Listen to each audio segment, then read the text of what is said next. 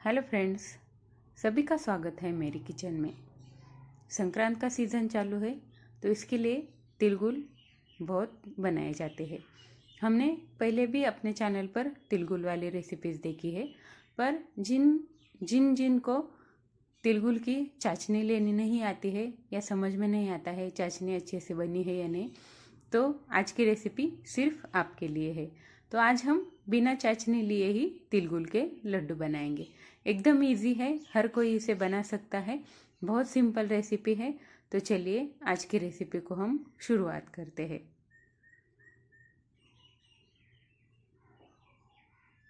तो तिलगुल के लड्डू बना रहे हैं तो सबसे पहले तो हमें इसके लिए चाहिए तिल और गुड़।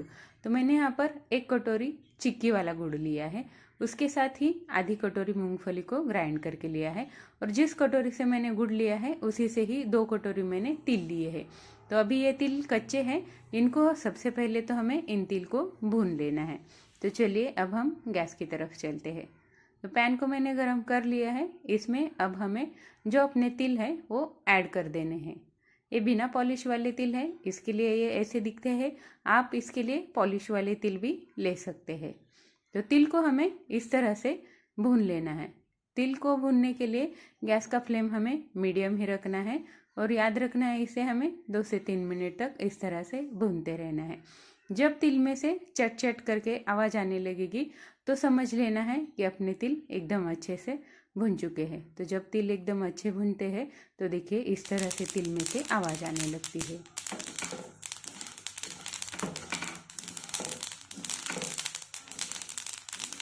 तो जब इस तरह से तिल में से आवाज़ आने लगेगी तो समझ लेना है कि अपने तिल एकदम अच्छे से भुन चुके हैं। तो अब हमें इसमें गुड़ ऐड करना है। हाँ, इसमें ही अब हमें गुड़ ऐड करना है। हमें अलग से गुड़ की चाशनी बनानी नहीं है। तो 1 कटोरी मैंने गुड़ लिया था, वो गुड़ इसमें ऐड कर देना है। आप अगर ज़्यादा मीठा खाते हैं तो आप इसमें 1.5 कटोरी गुड़ ऐड कीजिए। हम कम मीठा खाते हैं, इसके लिए मैंने 1 कटोरी ही गुड़ ऐड किया है।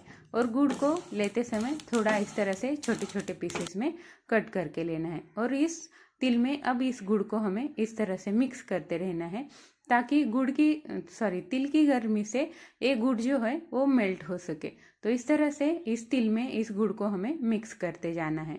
तो चारों तरफ से इसके ऊपर तिल लगने चाहिए और चम्मच से गुड़ को जो गुठलियाँ रहती है वो हमें तोड़ते जाना है और मिक्स करते जाना है। तो इस तरह से चम्मच से इन गुठलियों को हमें तोड़ लेना है और तिल के साथ में मिक्स करते जाना है ताकि तिल की गर्मी से ये गुड़ है जो मेल्ट हो जाए और तिल पर इससे अच्छे से कोटिंग हो सके।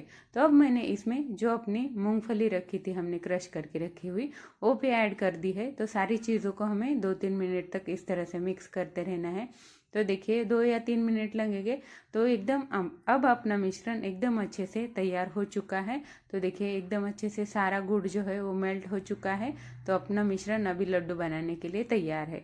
तो इसी तरह से अब हमें गैस पे से मिश्रण को उतार लेना है। इसमें मैंने वेलची ऐड कर दी है क्रश करके। तो वेलची को भी हमें एक साथ मिक्स करके लेना है इस तरह से। और अब हमें इसके लड्डू बनाने हैं। तो लड्डू बनाने की प्रोसेस भी एकदम सिंपल है। हाथ में ये चिपकते नहीं है, ना ही हाथ हमारे जलते हैं, चटके बैठते हैं, हाथ में कुछ भी नहीं होता है।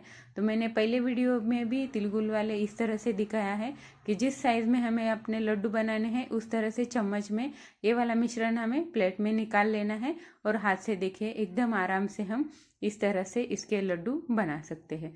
तो एकदम आसानी से हम बिना हाथ जलाए हुए इस तरह से लड्डू एकदम आसानी से हम बना सकते हैं। तो देखिए ये बाइंड भी अच्छी तरह से होते हैं। सिर्फ याद रखना है कि हमारा तिलगुल वाला मिश्रण जो है वो जले नहीं। जो गुड़ हमारा कढ़ाई में चिपक के बैठेगा तो थोड़ा सा जला हुआ स्मेल आएगा। इसके लिए हमें हेवी बॉटम वाला कढ़ाई या पैन, कुछ भी हेवी जो रहता है वो लेना है और गैस का फ्लेम हमें मीडियम टू लो ही रखना है। गुड़ डालने के बाद में तो हमें गैस का फ्लेम लो ही रखना है। तो देखिए इस तरह से आप एकदम आसानी से और बिना चाशनी बनाए हुए, बिना चाशनी की झंझट किए हुए इस तरह से एकदम आराम से और आसानी से लड्डू बना सकते हैं।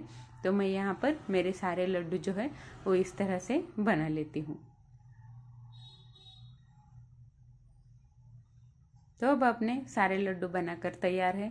तो आज की एकदम आसान और सिंपल रेसिपी आपको कैसी लगी वो मुझे कमेंट ज़रूर कीजिए। रेसिपी पसंद आई हो तो चैनल को सब्सक्राइब करना मत भूलिए। इसी तरह से अलग अलग वीडियोस और रेसिपीज़ देखने के लिए चैनल के साथ बने रहिए। तो आज की रेसिपी आपको कैसी लगी वो मुझे कमेंट ज़रूर कीजिए। आज के लिए थैंक यू सो मच।